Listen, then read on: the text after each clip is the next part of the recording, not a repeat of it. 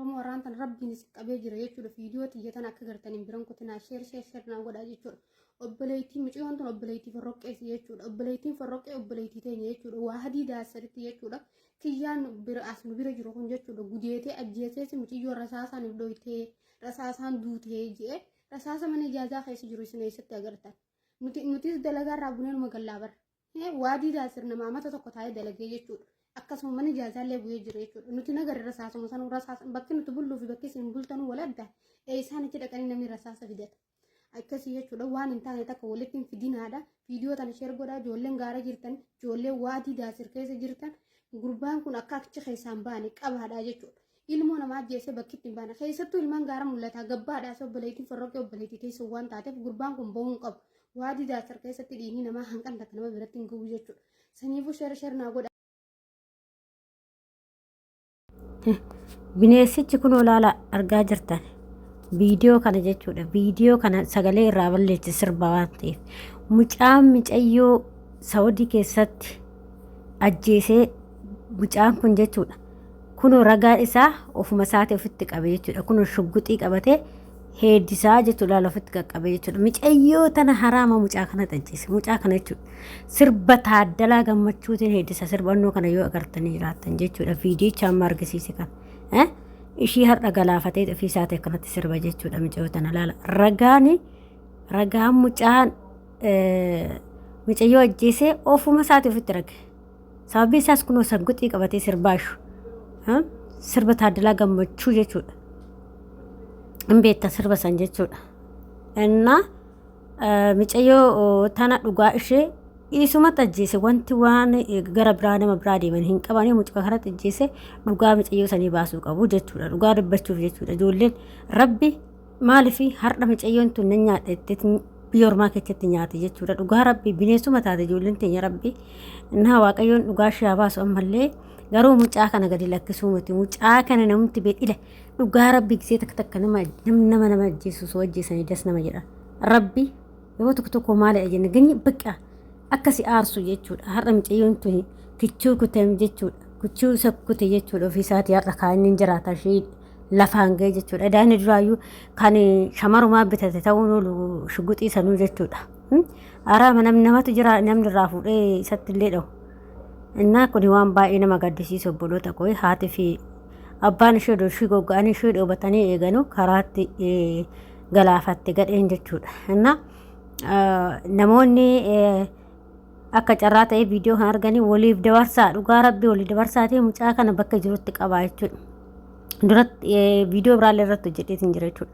Maaliif dhugaa mucayyoo tanaa baay'ee garaa nama nyaatti dhugaa rabbii dubbachuuf maaliif har'a akkuma anaa akkuma si'ii nan dalagadha jettee baate malee biyya ormaa keessatti waa ta'a jettee hin baane jechuudha. Garuu yoo galaafate gadheen inuma nama galaafatte gisee tokko jechuudha. Qoy ani kanan jedhu dubartiidha bar dhiira se'ee kan dhiiratti shamarratti qawwee qabee agarsiisaa jedhu.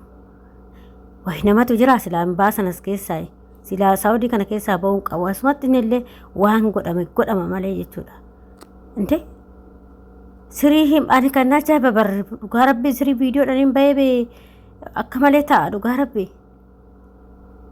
Innaa baay'ee tokko nama gaddisiisa obboloowwan koo adaraa keessan of eeggadhaa waaqayyo sinaa eegu siniin jedha obboloota koo mucayyoo kana dhugaa rabbii oduma yoo kan asitti illee awwaalanii yoo kan biyyatti illee galchanii fi odoo rabbii dhulutti fuudhanii galchanii fi dhugaa waaqayyoo warraa jechuudha. Dhugaa waaqayyo immoo waan akkanaatti illee nama haalagu of eeggadhaa isiniin jedha obboloota koo barri maraatee jira. Nama eenyumallee hin amanini nama amante waliin akkasiif maal hin jedhina dhugaa rabbii dubbachuu namni kun nama amma bineensuma hojiin taa'aa jirrame nama waliin taa'aa hin jirru nama hundaayyuu arabni akkas amma araba sana bichaa maqaa balleessan araba kanatti caalee ijoolluma keenyatti araba nutti caalee baramma sa'aatii kanatti jechuudha numatu waliitti araba caalee jechuudha.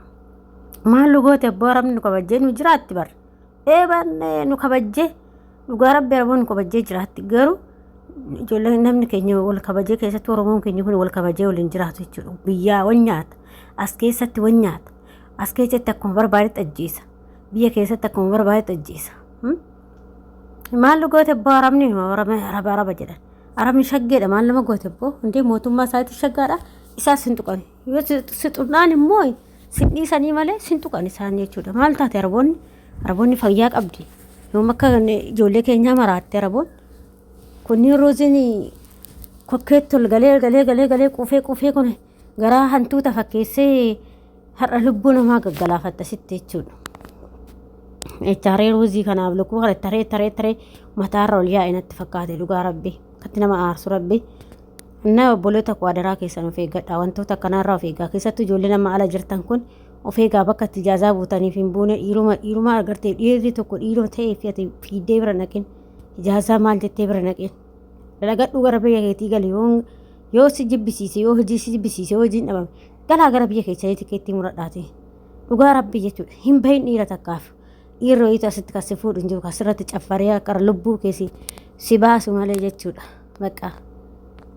Dhugaa rabbi amma wakiniif shamarran wal biratti baa dhiiruma kan jedhamtu biratti hin oofina rabbi bakka dhiirumaa nama jibbisiisaa roozee tokko jechuudha yoo laaltee jettu maaliif nan dalagadhaadha malee micoontu har'a nanyi biyya ormaa keessatti han du'aadha mati yeroo baay'een deddeebi'a wanta akkanaa kun deddeebi'ee mul'ata maal isaan namaa mati garuu ande dubartii jechuun haadha manaati dubartii jechuun obboleettiidha.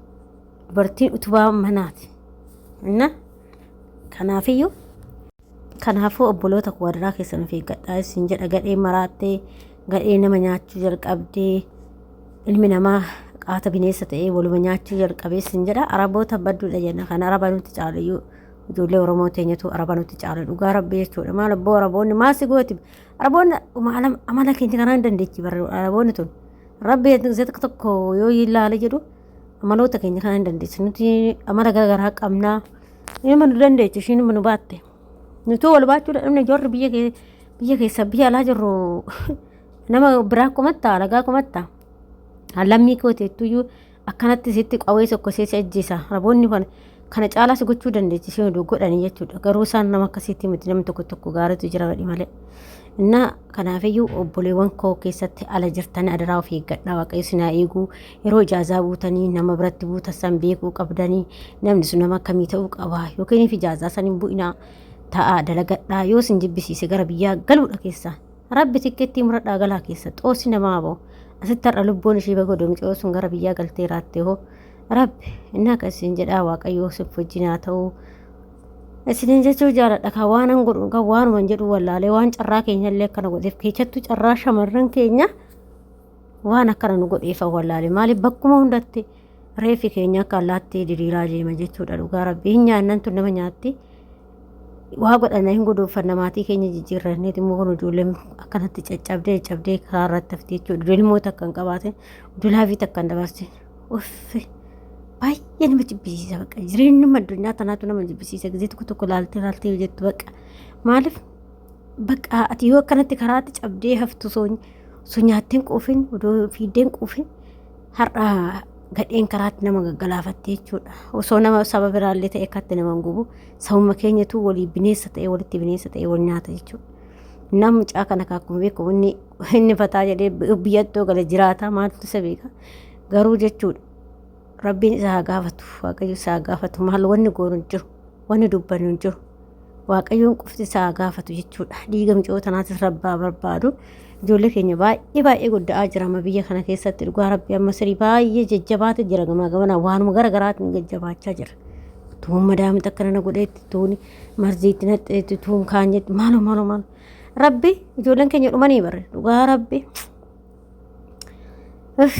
kan baranaa kun dabartee biddeellee matii irra bulaa jettee niitiin jedhan nutis biyya ormaa kana keessa gallee inuma nama taanetuma deemnee akka namaa taana garuu inuma nu darbaala garuu nama wanduuneef hin dabarre malee nama jiru garuu hin darba jedhee yaada abdiin kutannu isiniin jedha hordoftoota kooyi hangammoo viidiyoo biraatii walitti deebinutti viidiyoo makanaanii turtii gaarii isiniin jedha isin jaaladha isin kabajaa warroonni immoo chaanaala kiyyaaf haarawaa taatanii sabskraayibii gochuudhaniin jajjabeessaa yaadaa fi qeeqoo qabaattan immoo koomentii irratti barreessuu hin dagatinaa isiniin jedha hordoftoota kooyi kanarra waan nan jedhu qabu yoo gaafis qabaattan gaafachuu dandeessanii wanta walirraa barannaa waan namni tokko ani hin beekne isin beekuu dandeessan wanta isin beektan immoo ani beekuu dhabuu hin danda'a waan akkasii irraa barannaa jabaadhaa isin jedharu obboleewwan koo keessattuu ijoolleen biyya ormaa jirtan kan akka kootii jabaadhaa waaqayyoon nu haatisu waaqayyo immoo nagaan illee nu haa galchu biyya keenyatti biyyuma keenya nu wayya isiniin jechuuf jaaladha hordoftoota kooyi hundi keessanuu isiniin jaaladha isiniin kabajaa anarra immoo waaqayyo isin haa jaalatu isiniin jedhaa yaada fi qeeqaa qabaattan immoo komeentiitti barreessuun dagatiin haa isiniin jedhaa hanga viidiyoo biraa walitti deebinutti baay'ee isiniin jaaladha.